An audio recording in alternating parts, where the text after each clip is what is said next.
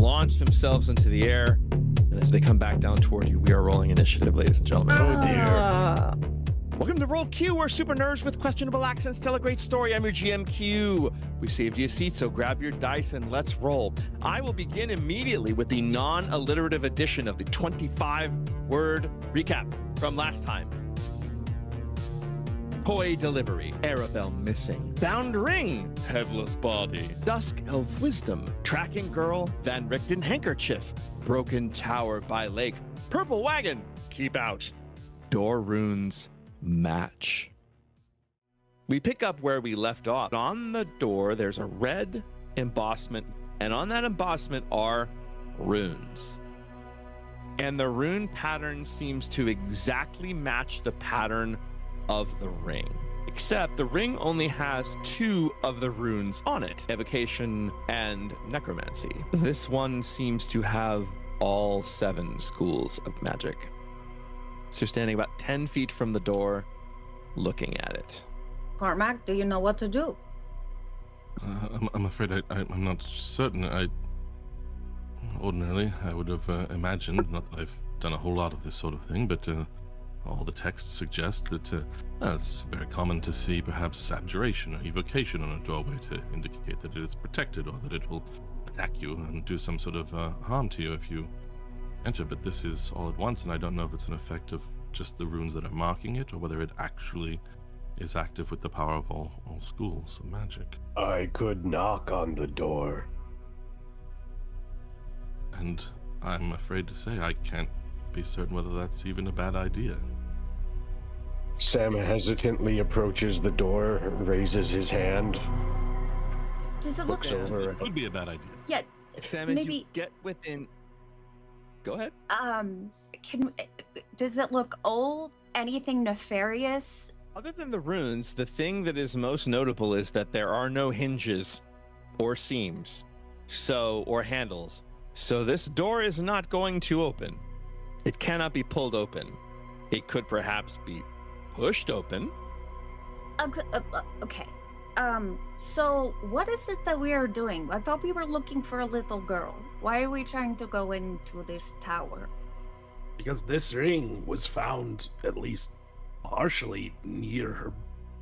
The clues around her disappearance. I know that we saw some tracks of a different wagon leaving, but there's still every possibility that she's in here or that crucial information is within. I will knock. As you step and your arm reaches, once you're within about 5 feet of the tower, you feel some of the Morning Lord's power drain away from you. You have your strength still, and you still feel like you, but you are quite certain that you could not use any magic at this moment. This place, it is interfering with my connection to the Morning Lord. His arcane blessings are out of my reach. I wonder if it's only as you're close by, or if magic itself. From my distance, where I haven't felt that effect yet, I will simply try to conjure an illusion of one of the gargoyles next to the door and see if the magic takes hold in that area or not. As you step in, maybe 3 feet from the door, you cast a spell, but the weave is just not there. Sure, and I was trying to say, like, I'll stay back and do it over the... I assume the effect is the same, Gotcha. But I don't know. The same thing happens. Okay. It's as though a spell cannot be cast inside of whatever radius Sam is inside. I wanted to confirm that we won't be able to send any magic through this barrier that Sam has experienced, and it seems to be the case. So any thoughts of activating the door with magic or imbuing spells into it don't seem likely to work. Have you ever encountered this before? I mean, I doubt it. Go ahead and make a history check to see if you have perhaps read about it. Dirty 20. Ironically, the magic you are currently dealing with seems to be an anti-magic field. Well, I mean, I've read something of fields to prevent magic, as this one seems to, but I don't know for certain whether it enables some of its own defenses to still operate. But I guess it's no more dangerous than it was a moment ago to complete your knock? It is the work of a magician or powerful wizard. I would think so, yes. Or even if they do not reside here, someone fairly skilled would have had to set it up. But something that does sort of answer it is the fact that if no magic can exist inside of it, then that must include the door itself, right? Well, there was some sort of an illusion covering these runes initially that I detected, so there's a strange interaction here, but there's perhaps some greater comfort that there isn't an active spell upon the door that would hurt Sam to be knocked. I can't say for certain. The only way to discover more is still to go in. Sam will knock. As your hand touches the door, a very mild electric shock zaps your hand. Not enough to even do a point of damage, but it sure seemed like magic. There is still something about this door, something arcane. While this is happening, Oksana's walking around to see if there's anybody around. You're sort of drawn around the side, and all of a sudden you look, and up probably about 20 feet or so, there seems to be a hole in the side of the tower. There's a wooden scaffolding. Is the hole like a cannon hit it, or like is it Almost like it is literally just like something blasted out these stones. Oksana will come back around. Karma, do you have the ring, right? Yeah, indeed. Maybe walk up to the door with it? Yes, it's a good thought. See if there's any place to, well, even just touching it to it, perhaps. The moment you get within 5 feet, the same thing happens. All your knowledge is there, but you feel no contact with magic.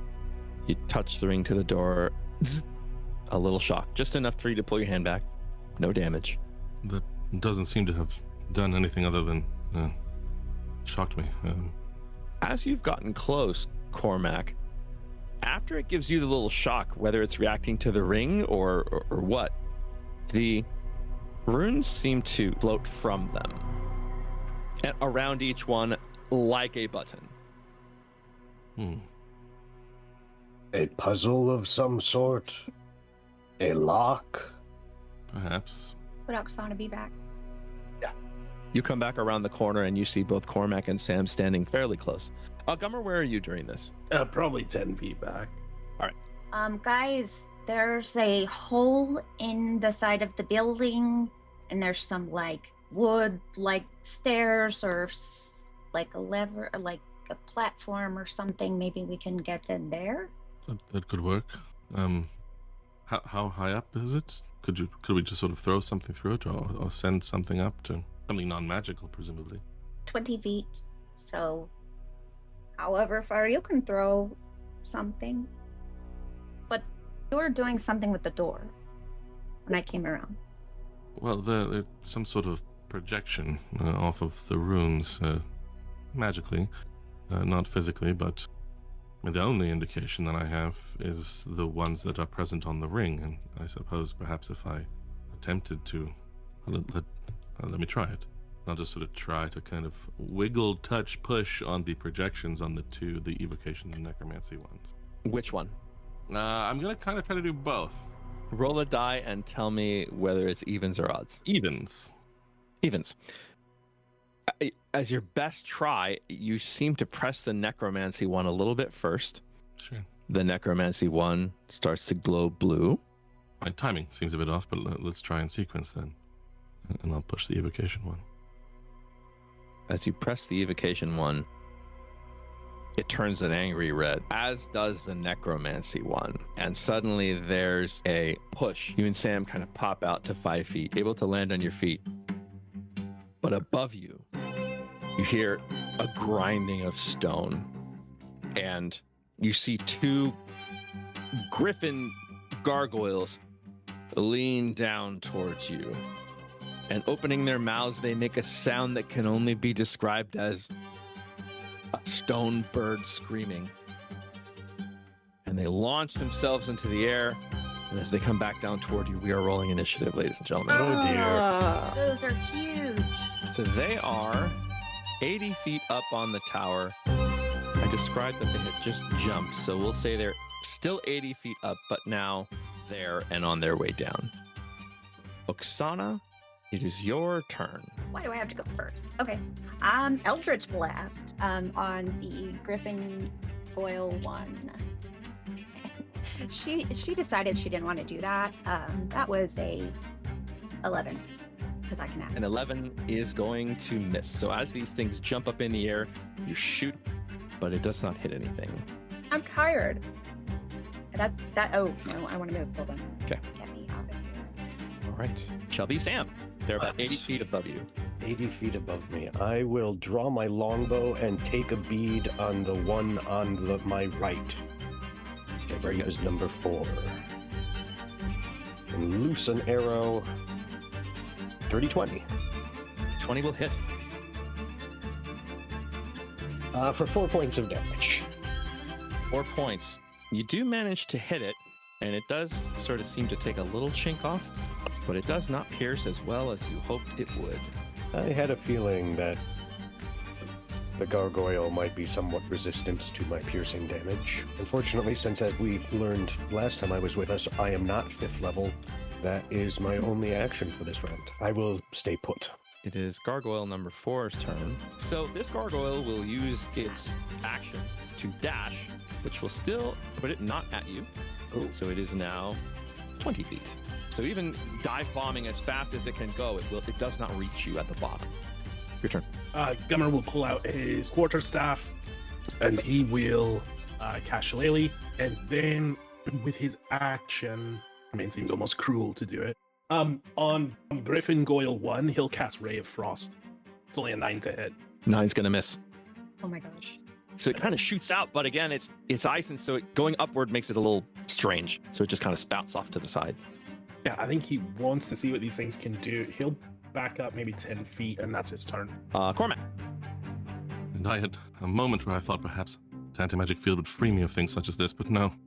I am going to probably just be really, really terrified, I think. I really...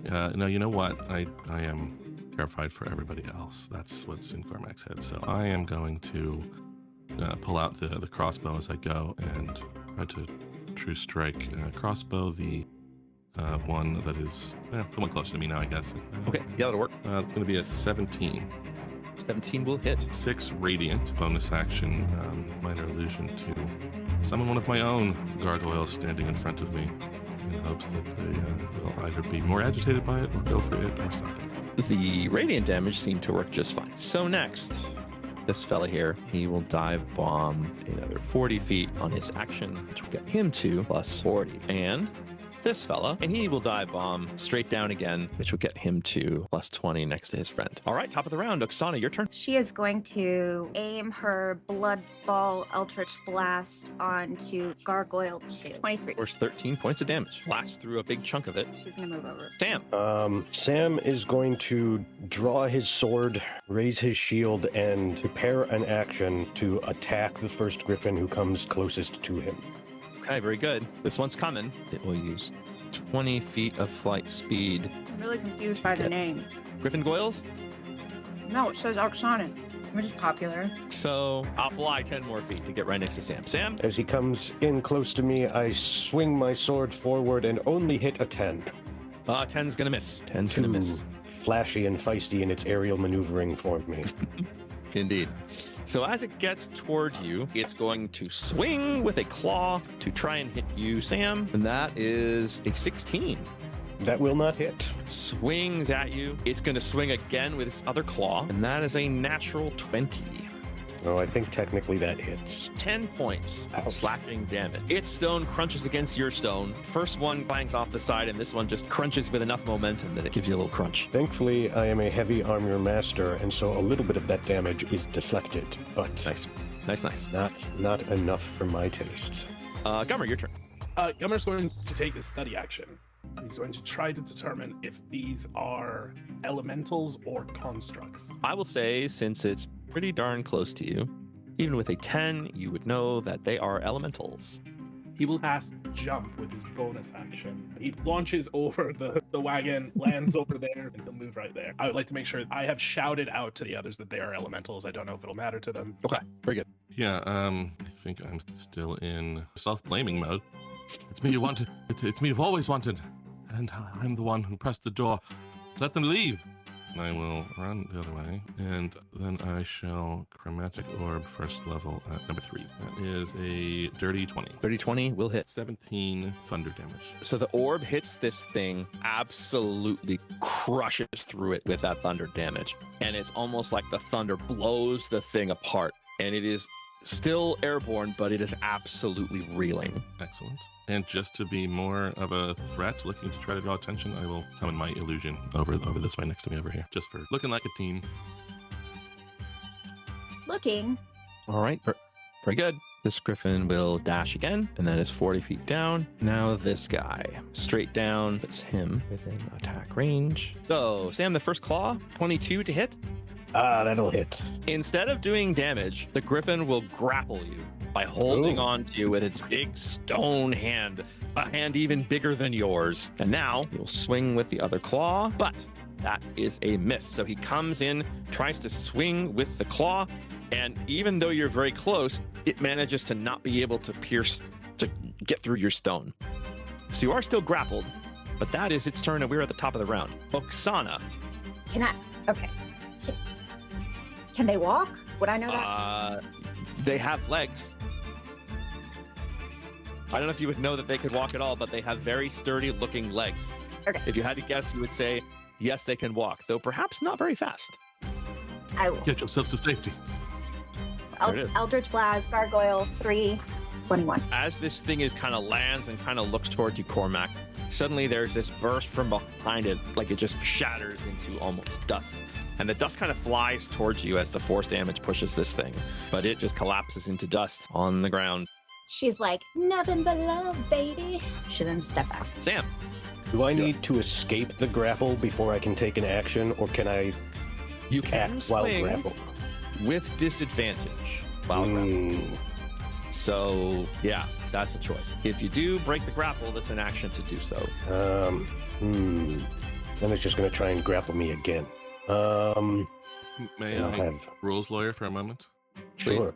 I think even the new version of grapple just gives you disadvantage if you're attacking something other than the thing that has you grappled. What's better for the narrative, guys? Some of us die. No, don't. I have Oh, plans. Let's start. I have plans for my character. That answer is absolutely correct. So, if you're going to hit someone else, it's affected, but if you're hitting the guy that's got you grappled, then it's a straight shot. I am hitting the guy that's got me grappled. Very good. Oh, come on. I knew. Like, whenever you waste time, it turns out it wouldn't matter. You should have just rolled for. Always, yeah. That's a 10. A 10 misses. I will call upon Lathander's grace to shield me in response to my pure faith, and cast Shield of Faith to increase my AC to 2. So, number 4, which is not the one who has you grappled. So I'm going to roll a die, and I will do it in front of everyone. If it is an odd number, Griffin Goyle 4 will attack Sam. If it is an even number, having seen its friend explode, it will pop over to try and attack Oksana. There it goes. That is an odd number. It attacks Sam. Shield of Faith and all. They are not smart. That first one is an 18. So we shall take our second swing, and that's even worse. That's a 9. So even though its friend has got you, it's just crashing, and it's stone against stone, and it sounds grating and grinding, but it is not getting through. I'm well constructed. Gummer. Gummer knows that he'll take an attack of opportunity, but he sees Sam having trouble. So he's going to use 10 feet of his movement to jump over here. So that swing at you is a 24 to hit. That hits. Rather than do damage, he's going to grab you and hold you and pull you back, and you are grappled. All right, I'm going to take a swing with the shillelagh. Very good. I'm interested to see what happens with this. And nothing happens with that. That's an 8. It's like you're expecting this jump, and you kind of look back, and this thing is able to just reach out and pull you back. And you kind of whirl around with the shillelagh, but you know it's taller than you think. You're trying to like knock the arm to maybe get it to stop grappling you, but it misses. Then he will, seeing that Sam is, as far as he can tell, Sam is in a bad way. He will cast Healing Word, and that is 11 hit points back to him. All right, so plus 11 points to Sam. Cormac. Through the magic of diagonals, I'll get right up behind this one, and as I am going, start to take on a slight look in my own face of my gargoyles as I cast Dragon's Breath on myself. And I will ask breath as a breath cone these two guys dex save from them. Dex, it's not our strong suit. Good. We fail. Well, I sort of failed in rolling my damage. It's a grand total of We failed. 7 acid damage on them. Griffin Goyle number 2. While you are grappled, Gummer, it is going to take off, holding you. Oh no. So that will be half his movement. So Maybe as it stealing does, our bowling ball. Oh no! as it goes up there, it's actually going to try to bite you. First one is a 16 to hit. Misses. Second one is a 21 to hit. Yeah, that did. 5 points of piercing damage. Griffin Goyle number 1. This is the one that has Sam grappled. It shall do the very same thing. It will take off. Cormac, you can get a weapon attack of opportunity. Well, I don't. I'm carrying. I don't think I have anything to hand that can do it. So. Smack. So it flies up Sam. You're like, and he will try to bite you twice. The Shield of Faith is strong. And the first one is, Sam, that's a natural 20. God blasted these guys. So, Ridiculous. so 7 points of piercing. Ouch. And then again, this one is a 16. That will not hit. The first bite crunches into you pretty good, but then at the second one, you're able to kind of push the shoulder up and kind of pop it away. That is all that they can do. Oksana. I am going to Eldritch Blast. This guy 25. That certainly hits. 8 damage. 8. Okay. Boom. Blast this thing. Sam, you feel this sort of stone rattle you around, but it manages to hang on to you. And then I will just step back behind the wagon. Sam. I'm going to continue dancing with the one that brought me, even though she's brought me a little higher up than I had intended to go. Let's swing away. That's what I'm talking about. A 26. Oh, yes. Woohoo! For 13 points. The bow did not seem very interesting, but your +1 longsword seems to work just fine. And you crunch this thing and you slop a whole bunch of stuff off of it. And it still got you held up, but it's like suddenly it's very thin. More of a like really large kind of plucked chicken than a griffin at this point. What do you think, gang? Should I Divine Smite it? Do whatever's Or cool. gets you farther up in the air. Let's turn that into a smite, and let's add 14 points of damage to it. So you blast through this thing and it looks kind of wiggly, and then suddenly the radiant damage just pops it apart. As you fall, I need you to make a dexterity saving throw. 18. 18. Stand landing perfectly. Yeah. I do the superhero land. Boom. Yeah. I love it. All right. Having landed, as you superhero up, you feel a stone claw try to hit you in the back. I think that's going to miss. 19? That will miss. Show the face still up. Just make a con save. You just have to get a 10. Not roll a 10. 17. You're fine. Second claw. That's a 15. Crunch. Crunch. But your superpower stance maintains, and you don't even turn around. You don't even need to. Gummer, your turn. Gummer, on the other hand, is tired of dancing. So he's gonna kind of rub his hands together, and then he's gonna press them against the gargoyle for a thunder wave at 2nd level. I need a con 13 Oh save. boy. That'd be a 6. Okay, so this is where things gonna get weird. It gets pushed away from me. So if I'm grappled, Let's roll damage, and then we'll worry about that later. okay, 11 damage. 11 doubled is 22. I'm going to make a strength save to see if I can hang on, and my DC will be 13, and I rolled 16.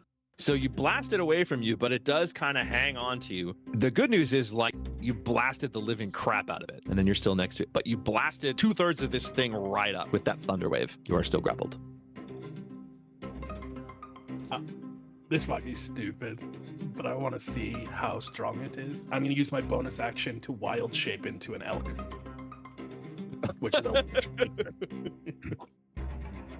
Okay, so an elk's a large creature, right? Yes. Okay, it's everything it's got to stay 15 feet off the ground. All right, that's my turn. Cormac. All right, I'll just use the continuing Dragon's Breath spell here to try to exhale another cone of acid at Griffin Goyle 4. Dex save, please. That is a 6. Okay, let's fail, obviously. Somewhat better damage this time. 10 acid. Acid blast. It eats through a fairly reasonably sized chunk of it, and it starts to slightly crumble. That's about all I can do for the moment. Griffin Goyle 2 attempts to fly higher, but you're an elk. So he's just going to try to bite the elk twice if he can. That is a 18. 18 hit an elk. Oh, for sure. Yeah. Okay. That is 6 points piercing with the bite. And then the next is an 18 again. And that is 7 points piercing with the bite. So a total of 13 with both bites. Ka-chunk. Ka-chunk. You feel your elk blood kind of run down through your fur. Oksana. I am going to Eldritch Blast Gargoyle. 23. Yep. That's 10, so that's 14. Blasted away. A big chunk of it is gone, but it is managing to sort of stay on its feet just barely. Bro. Sam. Sam will rise from his superhero squat, spinning around to bring his sword to bear on Griffin Goyle number 4. Superhero squad. I'm done. That's the title of this Unfortunately, I was so busy looking cool that I don't think I landed a hit. That's an 11. The 11 is going to miss. Nikes.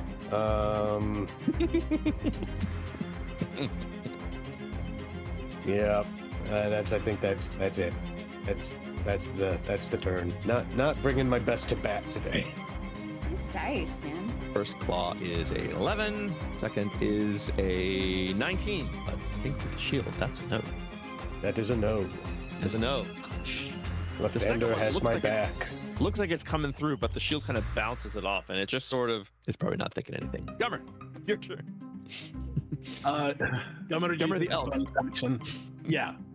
Uses his bonus action to revert back to his normal form, and then he's gonna fire a first level thunder wave at it. So another con 14 save. 13. That's 13 damage. 13 is enough even without the vulnerability. You put your hands on it and just blow it apart. I need you to make a dex save for me.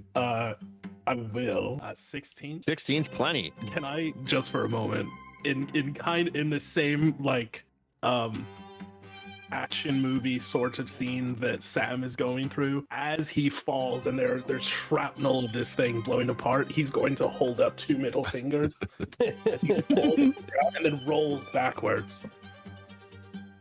Creative. Yes. Yep. It's long gone. Toast. And he will jump 30 feet. There he is. It's 15-foot cone, so as long as I sort of aim it to the left of the guy, it'll still hit him and nobody else.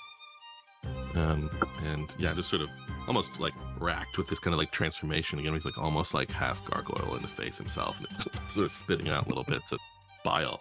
One further blast of acid at this guy. Dex save. So my dex save this time's 18. That's 7 down to 3. So it's chipping away. It still looks pretty rough. Top of the round, Oksana. 1 target left. Eldritch Blast with the 1 target. That's an 8. It's gonna miss. So you shoot and it's really good. Like you've had good aim, but it's a lot thinner than it used to be because pieces of it are blasted apart. And this one it hits right where his wing would have been. But she is just rinse and repeat. Sam. Sam has one job here, and it is to chop at this gargoyle until this Griffin Goyle stops chopping at us. So I will chop. 15. 15 just hits. Yes. For 10 points of damage from my +1 longsword. Flying, cut all the way through it, and it looks like it's gonna, but then it just kind of falls apart, and now it looks like, a jackhammered curb. And you guys are out of combat. Yay! Sam looks up and says, "Perhaps the door was a mistake." You think? 5 rounds of just blasts of just vomiting acid. Perhaps we should try the other way in. Let's go. We have places But to be. what about Arabella? It's just a kid. Like, I'm sure she'll be fine. Shut I up. do not think she will be fine. Well, Organic children are notably fragile. I'm just saying it is not worth our lives. We will not be able to fight Strahd if we are running around looking for a child. I'm just saying, we need to bring the gift and all of that. Wait, are we looking for her? The one with the gift? Shit. Okay, well, Yeah. we'll leave the gift here, and then we'll go, and then we've delivered. We have delivered on our... Oh, If we abandon a child to their fate, then we will not be worthy to face Strahd. Oksana is literally thinking to her patron, please do something, anything. I cannot... These boys, I cannot do this. All they want to do is fight. Can we please go? The risk of being contrarian. Maybe that was the only fight. I want to see what's in there, don't you? Okay, we can go in there. This is fine. My little man in my head said this might be okay. So she will literally go toward the scaffold. Sorry. Sam looks over to Gummer as Oksana is walking, says, sometimes I worry about her. Does she hear that? Would she hear that? I don't know. Did you? How fast are you walking? Determined. Sorry. How quiet did Sam say it? It's a sotto voce, but Sam's not really great at that. Make a perception check, Oksana. Sato voce. If you get 12 or higher, you heard it. That was a 17. You heard it. I don't know why you are worried about me. You are over here like granite wall crumbling and all of these. And yeah. And she's gonna start climbing, if possible, the ladder. Sam shrugs and goes and follows Oksana. So now climbing up 20 feet off the ground, you're able to follow this scaffolding around to the back, and looking in the hole that you saw, it's kind of a gross room. The floor doesn't look all that stable. There's black mildew on the walls. You do see what looks like an old rotted crib, which is a little odd. And there's an almost perfectly square-shaped hole right in the middle of the room. Obviously, like, on purpose to be there, like, not collapsed. Okay, guys. There's good news and bad news. The good news is that there is rotting things in here, and there is a broken, rotting crib, which tells us that she might be alive. How old was she? I don't remember how 11 or old she is. 12. Yes, she is not baby, so forget about Yes. crib. And then there is square hole, and this is bad news because it is ugly. And she will just turn around and try to walk out. I guess Sam's probably in the way. Anyone who is followed up behind is now, and the scaffold is like, you could try to slide by. I'm not sure I would. It's pretty narrow. Can I grapple them? I'm just kidding. Just Would you like to grapple Sam and throw? I'm just saying. Buy me dinner like, first, and I don't eat. I don't know. You can certainly try. No, but she will turn around like she's gonna leave and there is a square hole perfect for you. Down right there. I will look. She's gonna So step Sam will out. go into You the look room. in, so you step very carefully and gingerly on this unstable floor. Seems to hold under your weight. As you look down, go ahead and make a perception check. Can You you do see it a with thing, but advantage? let's see how or- well you figure it out. Can we help? Can I help? You can look also if you step in with him. I don't want to break I this. rolled an 8. I don't think I perceive very much. Do you have Okay, inspiration? you can take it. Yes. And if she's helping you, you have advantage. Yeah. So Go Oh, ahead. okay. go for it. Well, that time I rolled a 7. So you look down, and down in the hole, there seems to be a wooden square. Wooden. And it's an exact perfect square shape. Looks like it would fit right through this square opening. And as you can kind of look down, it looks like the floor beneath you is in much worse shape than this floor. You also look up, and there is a floor above you. As we've gone up and somewhat around the building, has the anti-magic field continued to be on us? The anti-magic field has been identical as you were near the building. What are we here for? Arabella! You call out, no answer. Arabella! extending the last syllable and creating an echo. There is no answer. What are we doing? No answer. Gummer. If they're Somebody. Go ahead. Sorry. no, I was just gonna say if they have stepped in enough, or just regardless if I can sort of peek through, like, is there Sure. any indication of further similar runes or that sort of thing, the markings that we saw on the door and the ring? Make an investigation check. Sure. Let's use the ring for advantage on this. Why not? Click to my temple.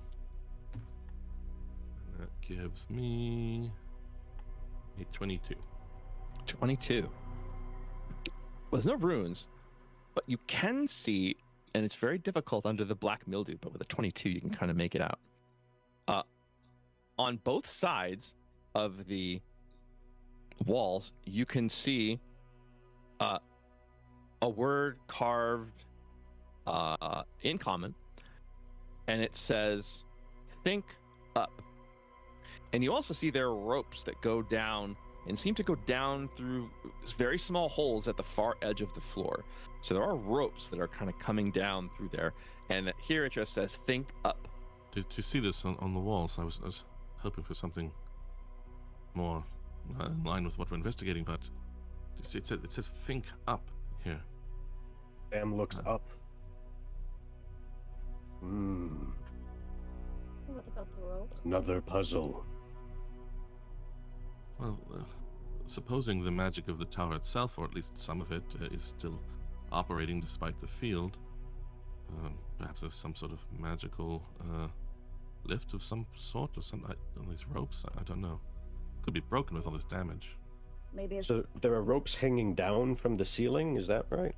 Yes, and at the ceiling and at the floor, there's sort of cutaway holes in the stone just big enough for a rope to fit through. And it extends from floor, it seems to go down beneath and up above. maybe like it's not magic and we just pull the rope. Oksana will go over and just kind of not actually try to like pull, but enough to see if anything, is it taut or is it just hanging like kind of Taut. What's Yeah, it? it's taut. As you pull, something's holding it pretty fast. Does not move as it's pulled. There's only 2 ropes. So you look around. Actually, it seems like there's 4. Now that you know what you're looking for, you see 2 more, and so they're kind of like, I mean, it's a circle, but they're more or less as opposite as they can be. Sam is going to touch a rope, grab it firmly in his hand, and he's going to attempt an internal monologue that goes up. The ropes start pulling upward. The little square that you saw, Sam, comes right up through the floor and stops right even with the floor. And you look, there's a perfect square above you as well. Let us look upwards. Are we all on the same level or is he now up? No, the lift came up to the level where you all are. Gotcha. It may presumably go higher. Looks like it should. And how big is it, the lift itself? I would say standing, getting in a crowded elevator, all 4 of you could go up should you wish to all go. Assuming it holds your weight. Sorry, quick. No, please. Gummer's going to light a torch. Okay. Since there doesn't seem to be any light in here. And he would like to check the kind of closest area of scaffolding and the kind of entrance into the hole to see if there are any footprints. Make an investigation check. It's a crib. 19. 19. In the dust. It's hard because Oksana and Cormac have Samanov walked on it too, but it does seem like heading towards the center are two sets of footprints. One is adult size. The other is either a large child or a small adult. And they head right towards the lift, which is now in the center. He will point that out to everyone.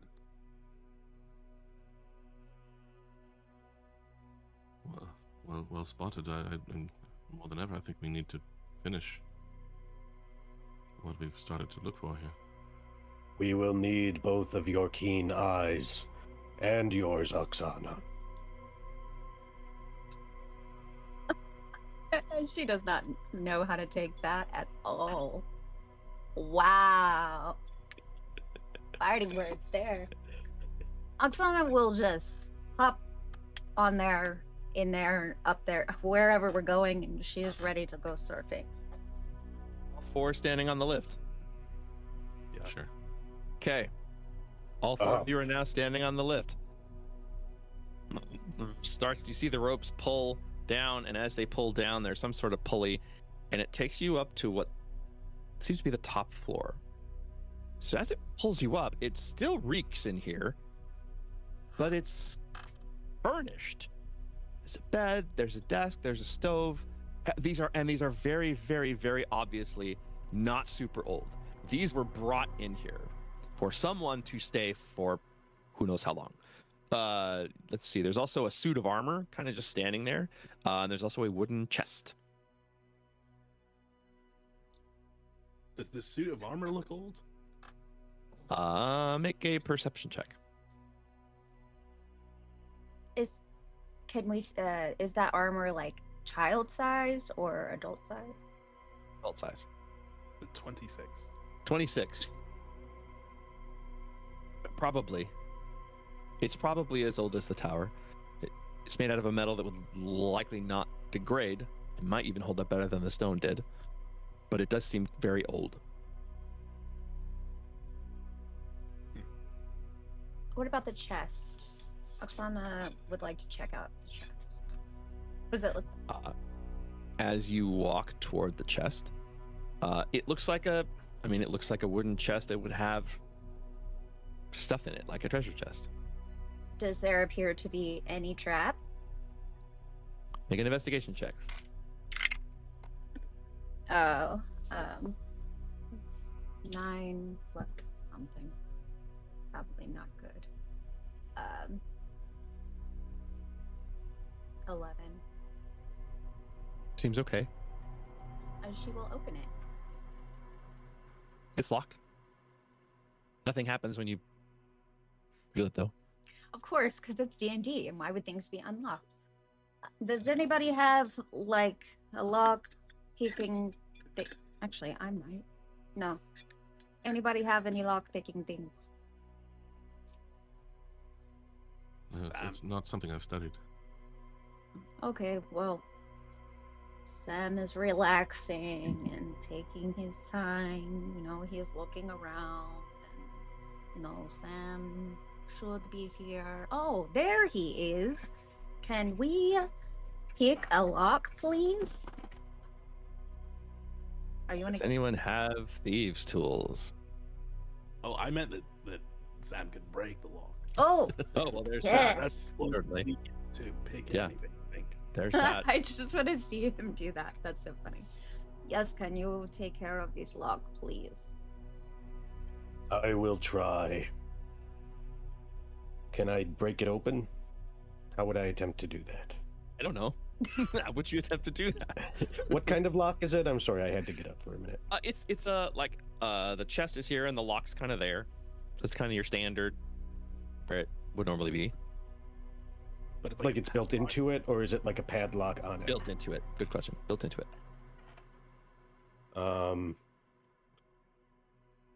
You should call some more acid onto it. Do Drool it. a little bit. I mean, I could just try and pry it open. Pry the chest open. Yeah, First, I'm going to see if the lock is actually locked. It is locked. it yes, is locked. That was tried. Oksana that was tried. tried. Okay, Yes, so- that was tried. Yeah. All right. Then I'm going to attempt to pry it.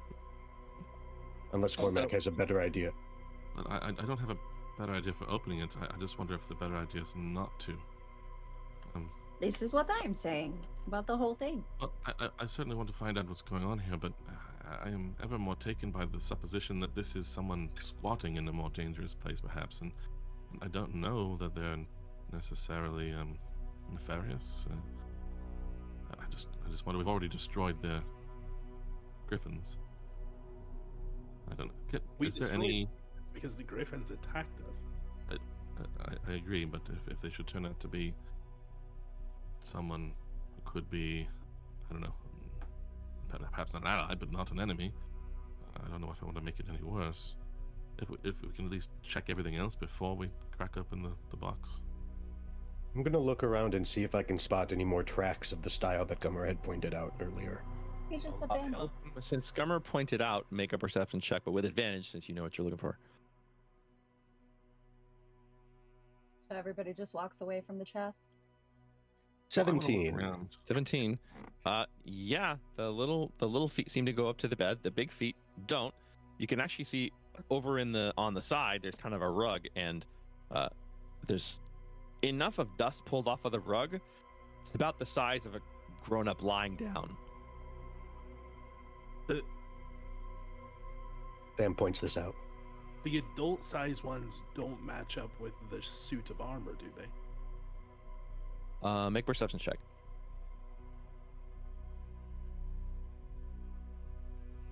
19. 19. These are boot tracks, not metal crunch tracks. Yeah. What else is in the room? So I think there was like a desk. I want to see if there's any Desk, papers stove. Investigation check. What are you looking at? the desk to see if there's any kind of papers or anything. That would be 17. You see a couple things. There are some pages, but there's some pages that have been burned, and you can see that they were paper, but there's not readable at this point. You do find a key.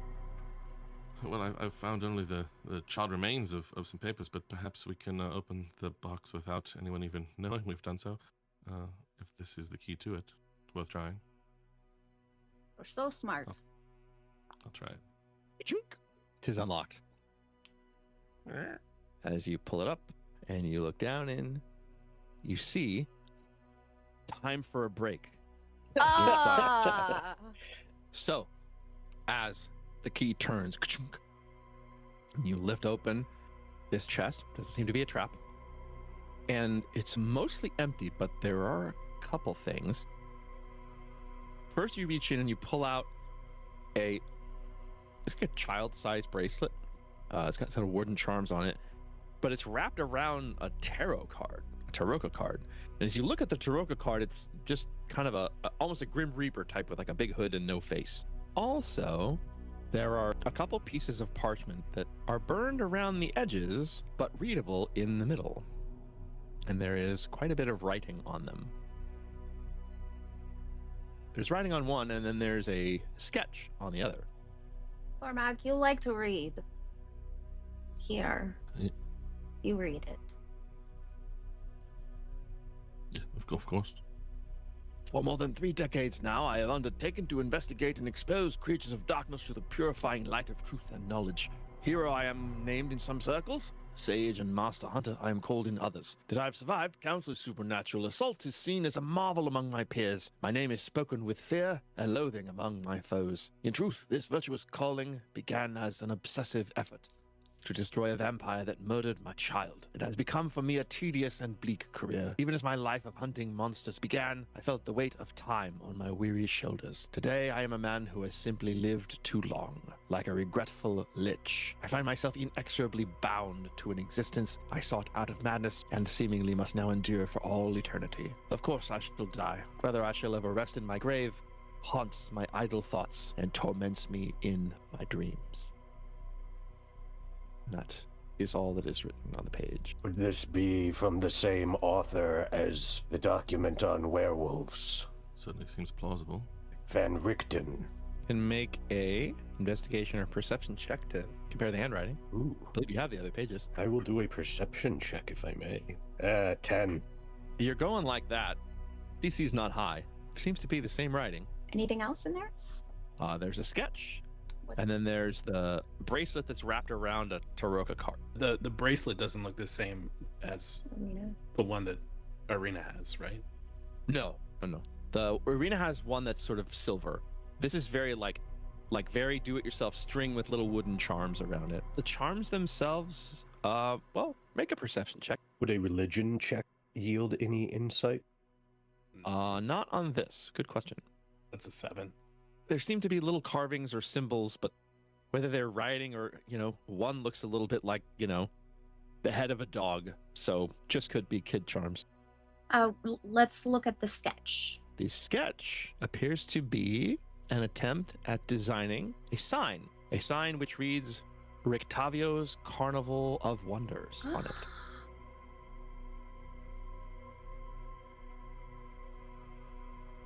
Does the writing on the sketch bear any consistency with the handwriting in the other parchment pages? Writing in the sketch is so stylized to be like almost like a painting. It would be different. It's not like signed in the corner or anything. There's little No. inscription. No. This is my #1 Shark Tank idea. Signed Van Richten. No. But it does seem to you can see spots where it's a little smudged. So you can see that this was actually I want it to look cool for whatever reason.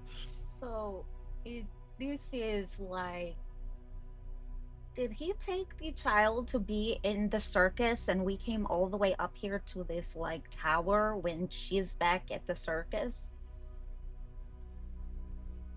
Right? I don't know that there's actually a circus. There's just his claim of a circus and his wagon. I mean, I'm just With saying. whatever is inside the wagon. Well, maybe this clue takes us back to town. To Rictavio. Is it possible Arabella went with Rictavio or Van Richten willingly? Is there a sign of struggle? Make an investigation check. That's a 10. Doesn't look like it. I guess she probably went willingly. Or drunkenly, or drugged. Well, Sam saw the footprints that went to the bed, right? Mm-hmm. It appeared, from all indication, the child was sleeping in the bed, and the grown-up was sleeping on the floor across the other side. Any number of possibilities. I mean, it could be a different child. It could be on the wrong track entirely. She could have been ensorcelled or tricked, deceived in some way. That's how much we don't know. Oksana is pulling out paper and writing down whatever words Shannon doesn't know that he just said. What time is it roughly? 4 p.m. It's about an hour and a half's walk back to town, I think we decided. If we're gonna try to get to the Wachters for the meal, we should probably start to head back. I believe you give good advice, Scummer. I concur. Oksana's just not saying anything. We are heading back then? Guess so. Rictavio, Van Richten. It's not that creative. You think he would try harder to hide? The walk back is fairly uneventful, half an hour from town. You cross back through the Sunset Gate on the west side, and you are now back in Vallaki. They don't check us for silver or anything, right? They seem to know you well enough to not be checking. Although you do notice that at this gate, there are 2 or 3 guards, and you remember, oh yeah, they said the werewolves are west. But they sort of look at you and they go, well, we seen you leave. You seem all right. And they open up the doors for you. Come on What a in. fortress. And you're back in town. It's probably about 5:30 p.m. Probably have about a half an hour till full dark. For once you had a fight that didn't get blood and guts on you. No dust is all. Is Oksana still feeling bad? Should she, she Question. still has the You're drug. still not super hungry, but that said, feel a little better than you did this morning. Perhaps the exercise has done you some good. I just didn't know if I, should go drink or eat that tea, whatever I got. You But I'm not can. hungry. It might improve your appetite. If So- you want to be hungry, which you don't need to be. Nah. Okay. Wait, are we going to a dinner? Like a food? Like, is there food? You are theoretically going to a dinner, yes. I guess on the way she will stop by, get hot water to make tea. You have enough time to sort of jog back to the Blue Water Inn quickly if you'd like to. Okay, I'll go do that by myself. I think we should stay together. Yeah, we were invited as a group, and once again, I don't think any of us should go anywhere alone here. As you guys walk into the Blue Water, Oksana, you walk to the bar, and Erwin says, "Oh, how are you? Ready for dinner tonight?" Is he invited too? No. He seems to not know that you were. Oh, actually, I just need some hot water for my little tea leaf things that I have, and Oh, sure. We can do that. I don't think I will be eating dinner here tonight. Oh, dinner plans then. Do I get a sense that it's okay to tell him that's Make an insight check. that is 16. Erwin's never been anything but upfront so far. Yes, me and my friends, we are going to dinner. We had the invitation to the Wachter's place. Coming down the stairs, you hear a familiar voice, and she says, "Where are we going then?" And you see Irina. Irina is not wearing the breastplate. She's dressed very, very, very fancy. And she sort of walks up to you guys and she says, "What? We're not having dinner here? Where are you going?" The Wachter's place. Sam holds over the letter. "Oh, I believe I'm esteemed companion as well. I think I shall come. Yes, I spent the whole day in the Baron's mansion. I thought perhaps, maybe the breastplate was intimidating. Perhaps if I tried some feminine wiles, but absolutely useless. Again, the entire day. And I would much like to see if perhaps this Lady Wachter seems to have some power. I've heard her name a couple of times, and perhaps she can help where the Baron refuses. So we'd like to come with you." Well, Irina, what were you doing upstairs here at the inn? You're not staying in the church? "No, I just went up to look for you. Oh. I just walked in about 5 minutes ago." I mean, I never harbored any illusions that you would stay in the church 24 hours a day, but... "No, I think I shall still sleep there. If only to keep Father Lucian and Yeska company. They seem rather lonely, even though they've got each other. At any rate, shall we go?" Yeah, Sam picks up Alright. a bar towel and uses it to polish off some of the dust from his chips and crevices. he's cleaning his crevices right in plain view of everybody. Right there in front of everyone. Morning Lord sees us equal before all. Oh my god. So you head north. It's a nice brisk night, pretty cold. And you walk north, and eventually you sort of see this really large house. As you walk up the path, there's sort of a thick garden, herbs and vines. It actually looks a little overgrown, not very well tended to. And when you get to this house, you can see that it also looks big and like it should be nice, but the roof kind of seems to slouch and the walls seem to sag. And there's a whole bunch of just vines and overgrowth almost weighing down this house. And you approach the door, the door looks nice, and a frosted glass at the top. And you are now standing at the door. Sam will reach up to knock. That's his thing. Dum, dum, dum. 5 or 6 seconds later, you hear footsteps heading toward you. And opens the door, a man. He says, "Hello, esteemed guests. I am Halik. I serve the Lady Wachter. We are expecting you. May I please invite you inside?" Please. Thank you. You guys enter into sort of a vestibule. Halik says, "Have you coats or weapons you'd like me to stow here in the closet?" No. Perhaps my staff. "We'd be happy to keep it right here." Opens a closet and puts it in there. "Anyone else, you are, of course, welcome to keep whatever you'd like." Sam will offer up his shield. "Very well. They can hold on to his shield. I shall put that there as well." But he's keeping his sword on him. You go through a door that's sort of facing a staircase. You do smell something that smells really good, like sweet and savory smells. There's might be a kitchen on your right side. It smells really good. And he'll walk you to the left, though. You go through a dining room and into a parlor. And the interesting thing is that it's a little bit open concept. So like the dining room and the parlor are kind of in one large room rather than being separated by a door or any wall at all. Halik comes and he says, "Please make yourselves comfortable. Could I offer you a glass of wine?" Anyone? Do you have anything harder, like spirits? We do have one import that we have bought from the Vistani to try, and Lady Wachter particularly likes it. It is called brandy. Yes, I will have like 3. Thank you. That's great. Yeah. Brandy for 2 brandies, 2 we'll keep for you later. Anyone else? No, thank you. Oh. Very well. The wine will be fine, thank you. I shall return. Lady Wachter will attend to you soon. He'll walk back out through the dining room, and you guys are alone in this nice parlor for the moment. Are there books in the parlor? There are some books in the parlor. Not a lot, but some. Sam is going to look at them. Sam, make an investigation check. Ooh. Oh, 18. Most of it's nonsense. You do, however...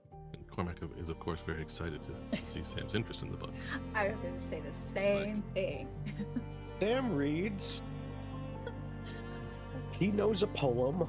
I'm not surprised, Sam. I just, I feel I've spent the last several days trying to follow you in your example in danger and helping people, but this is an area where I didn't think I would be a step behind you. So you sort of looking, is there anything info about the ring or the tower or Rictavio or Van Richten? You don't find anything. You do find a fairly large tome that seems to have a genealogy in it that archives births and deaths to Vallakian families. You could check that out if you want. Yeah, I'll flip through that. Okay, as you're flipping through, I'll have you, because it is a tome, I'll have you make another investigation check, but this time you can do so with advantage, since I imagine Cormac's peeking over your shoulder. At least around it. 14. 14. So you go through, get all the way to the S's, and then you see Strazni. And you look down, it's like, okay, Grigori, Fatima Strazni, parents maybe, Izek Strazni, Irina Strazni. You read further, and it says that Irina died 18 years ago of unknown causes, and that the parents took their own lives shortly thereafter. Does it indicate how old Irina would be approximately were she alive this day? It appears that it says she died 18 years ago. It doesn't list But a birth date It necessarily. does not list an actually, wait, no, it would. It's genealogy. Yeah, it would. You would think she was about 4 years old when she died, given the birth date. And Izek would be about 10 years older than she. Irina, Yes? I have something you may find interesting. It seems somewhat dubious. All right, I'm happy to look. She'll look and she'll say, well, she looks at you, Cormac. What are the odds that is not me? Well, I haven't quite gotten a handle on the number of people in this place, but it certainly seems coincidental. When I saw him, that monstrous Izek, I felt cold and there was something familiar about him. Not that I remembered. I thought perhaps it was one of the past lives of my soul, but that shiver seems familiar. Perhaps one thing I did know when my father found me was my name. I wonder if this should change anything. Why? Perhaps he had no memory of me and he remembered me as this sort of dull child. Did we understand from the shopkeeper, Blinsky, how, whether that order had come in before Irina showed up in town, or was it just on the last day or so? I believe it was in the last couple of days. I want to say it was special order and he was threatened if it's not ready by tomorrow morning, then rip your arms thought it off. was all hours before we got there. Right. Meaning after the morning march. Which would make sense. Irina just sort of sits and she's just sort of like, I have nothing to say. Why would she? Good. Why would she have this book, or they have this book? I don't know. You feel someone walk up behind you and you turn expecting her, but it's a very young woman. And she's standing there, just wearing a dressing gown. She just stands there completely staring into space. Like mind control? You don't know. She's not looking at any of you, though. She doesn't seem to have even noticed that you're there. Hello, young lady. Good evening. Are you awake? Do you require assistance? No response to any of this. You do hear footsteps coming down the stairs, and stumbling through is Lady Wachter, who was the elder of the two brothers. He was the one who actually said, let's hear a joke about a stupid baron.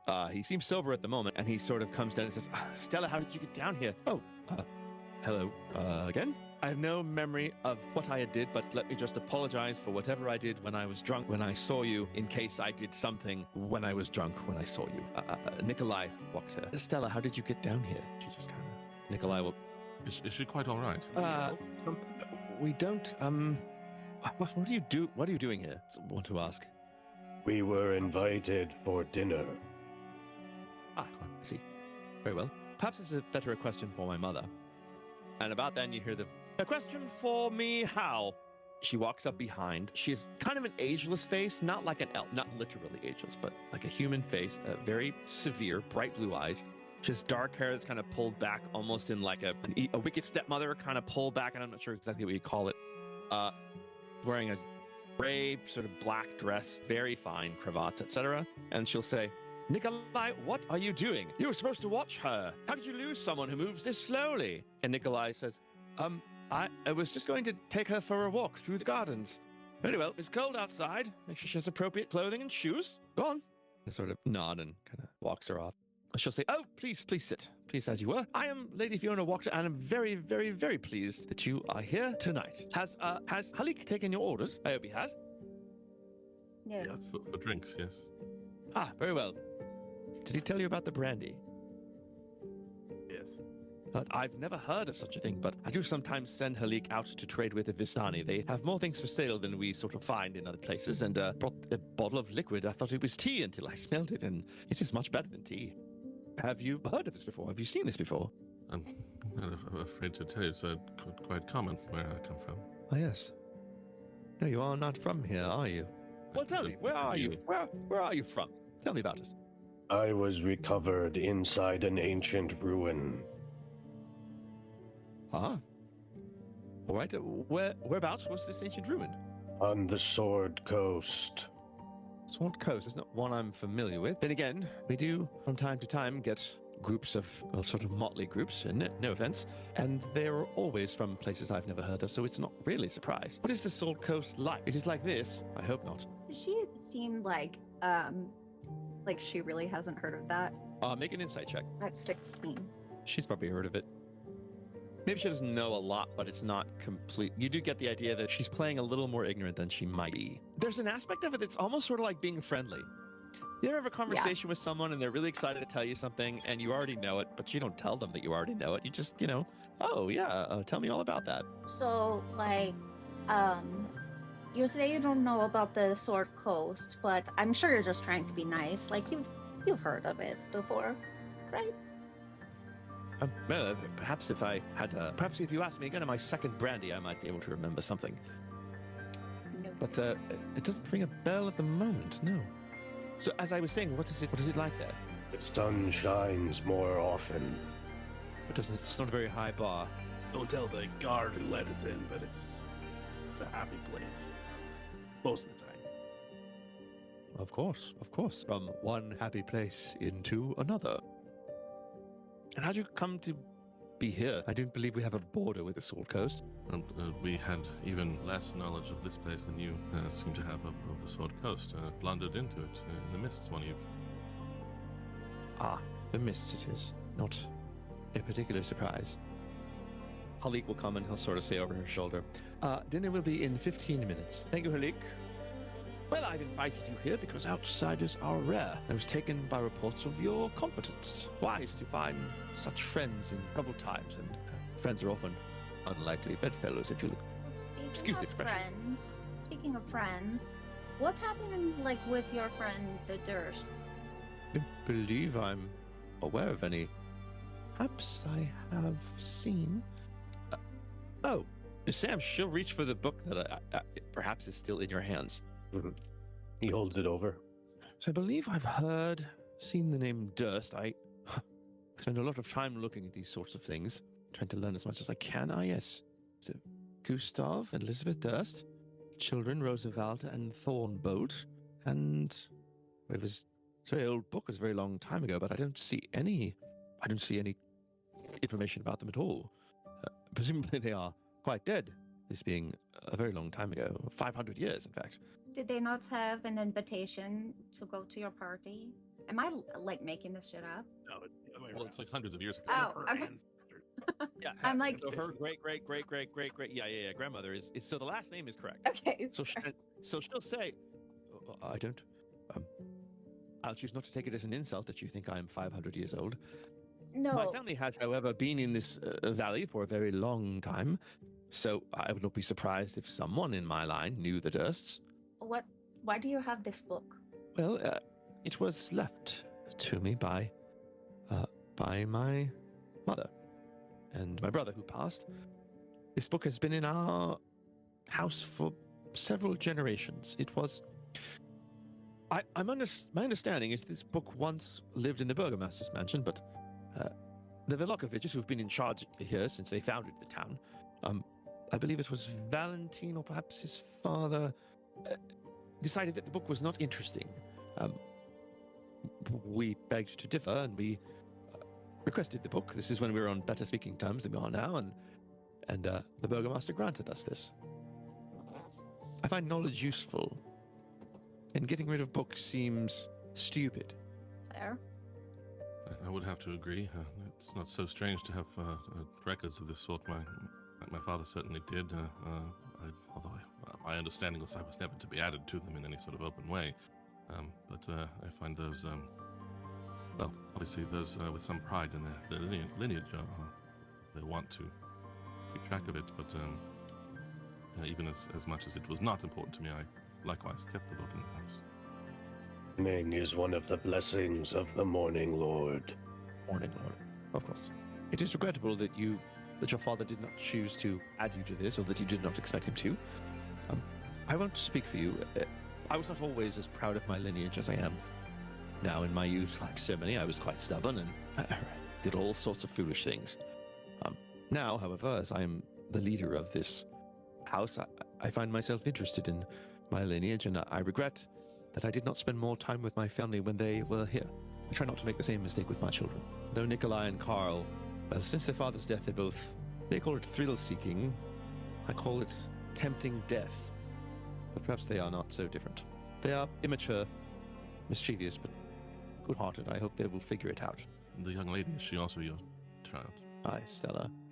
There's no other way to put it, and no sense in lying to you. She is suffering from a mysterious illness. She has had a vegetative mind for 2 months. Every means available has been tried.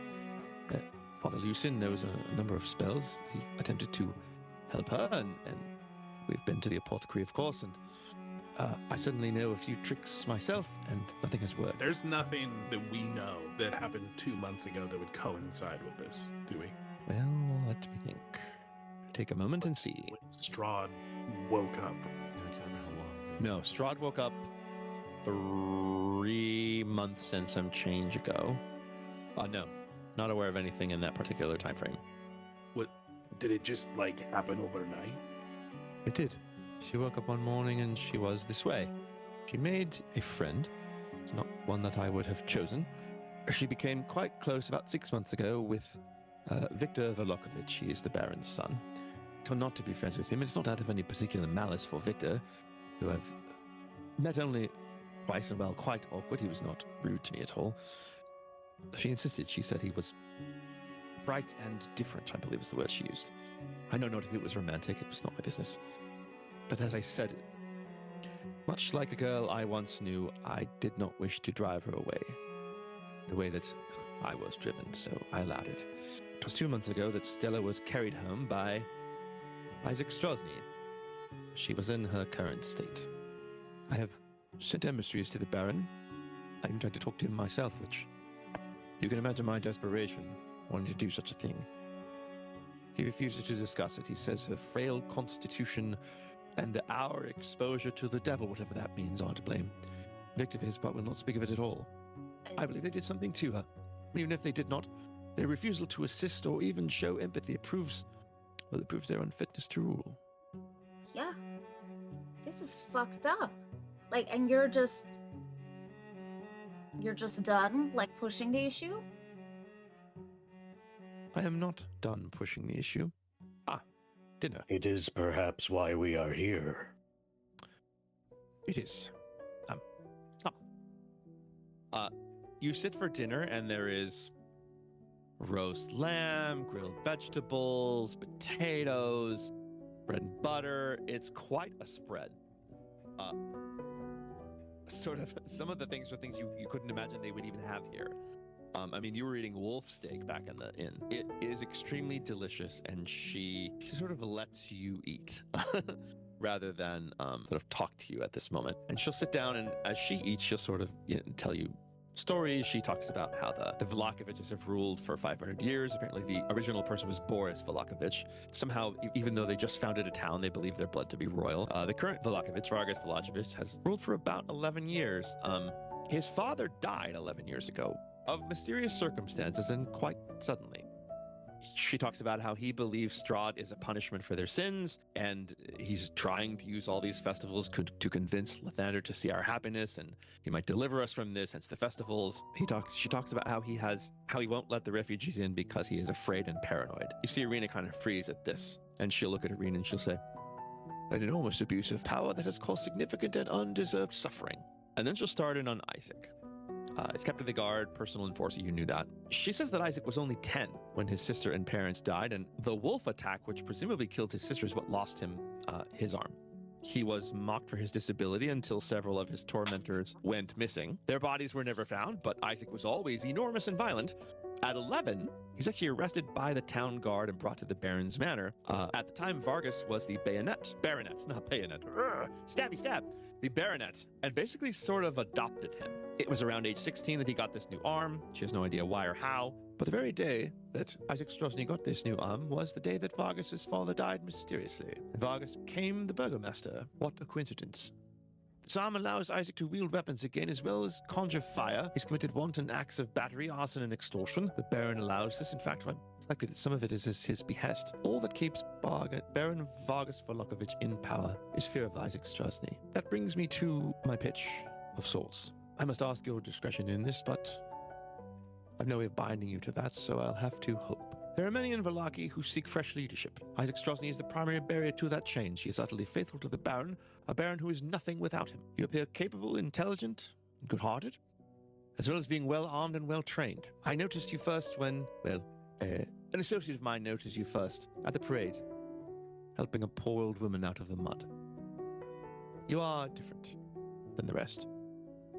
And as I look at your armor and your weapons, I would ask you to aid Vallaki in his hour of need. Well, I'll come right out with it then. I would have you kill Izek Strazni. Sam looks at Irina. Seems a little stricken. Like, just now my brother, now you're going to kill him. But also, she's also quite aware of what he is. There's a lot of conflict on her. To kill him in the street would be inadvisable, if perhaps impossible. He travels with a retinue of guards all the time, and even should you be able to kill him and them, they would raise the alarm. That would considerably complicate things. But perhaps you can follow him, find out when he is most vulnerable, and not surrounded by these guards. Once he is dispatched, dispose of the body, but bring me the head. Proof of Strazni death will greatly aid efforts for the Baron to step down peacefully. When this is done, I and my associates will quietly and peacefully oversee the shift in power. And my very first decree will be to open the gates and let those poor refugees inside our town. We are not so bereft that we cannot help people who are Barovians. There is no reason for them to be outside except paranoia and nonsense. I would bring them in immediately. Do we believe? And we would set to insight check. So sorry. Do you think that this will help your Stella? Are they connected? I do not think anything will help my Stella that will be found. I will say that while I always thought that the Vallakoviches have had their time and are not good for this town at all, I will certainly admit that what happened to Stella gave me more motivation to actually do something. So perhaps what has happened to my Stella will not happen to another. They've gotten away with too much for too long.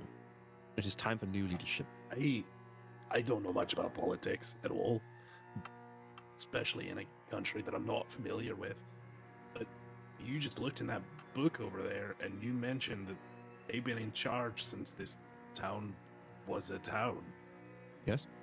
What sort of system is in place to make sure that after you do this, they don't try and take it back?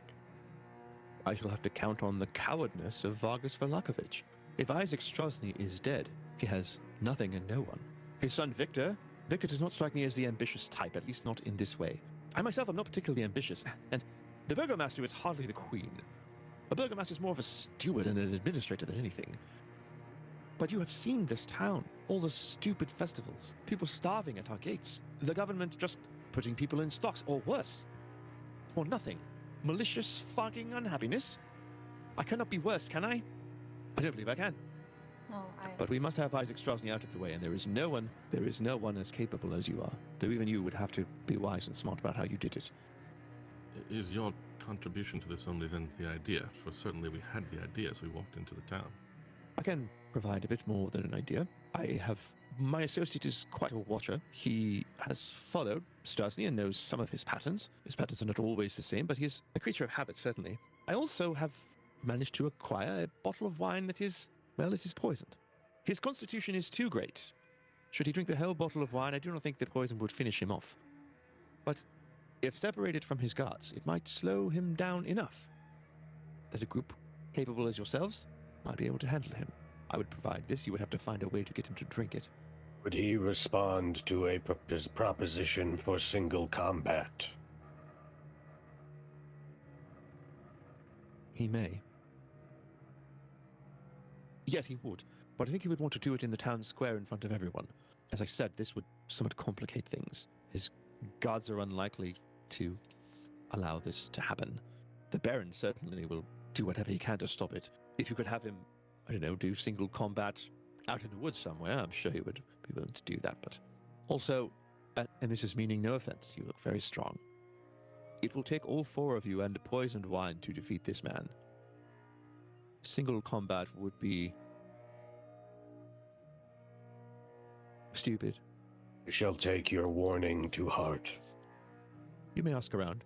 Well, we seem a bit uncertain on the question of whether Izek Strazni is indeed the sole power backing up the Baron. For you've suggested so several times, and yet also afraid of what other things the Baron might do to stop us from fighting him. And so, I mean, it's guards, right? Obviously, taking on multiple foes at once is harder, but I wonder if you are, in fact, suspicious of other power he has. Perhaps, but this town has been through enough. Think of if you were to fight Izek Strazni in the town square, how many Vallakians will be surrounded? Izek Strazni will bring them into danger. What sort of collateral damage might there be? Even if we were to defeat Izek Strazni and depose the Baron, they might well blame those who caused pain to their loved ones.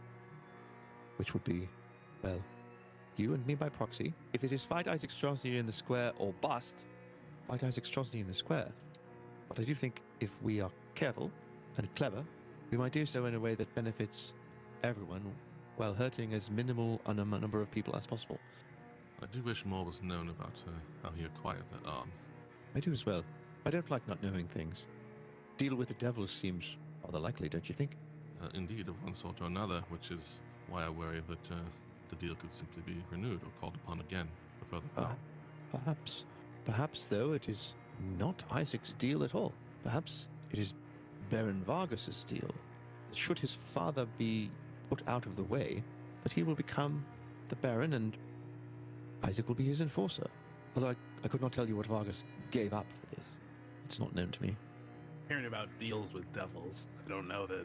And having a brandy in him, I'm not sure he can stop himself from kind of giving a little side eye to Oksana.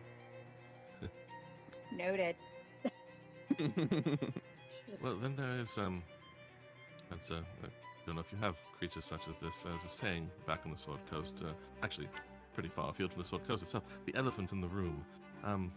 What of Strahd's view on leadership of Vallaki? This is also a complication. At least I think that you will think so. Baron openly opposes Strahd. This is obvious. I have a bit more practical view of this. Let me tell you a story about Strahd von Zarovich. And I'll tell you that story next week. Of course. Story time! Sorry, my wig was really bald. You're good. I will take us out. Ah! Don't flip your wig. You can just cut it, put stock footage in. I will. Thank you all for joining us. Please like and subscribe if you want to see the rest. And next week we will find out what is this complicated relationship between Lady Wachter and Strahd von Zarovich. And will it make the deal our heroes might be willing to accept a non-starter? Good night.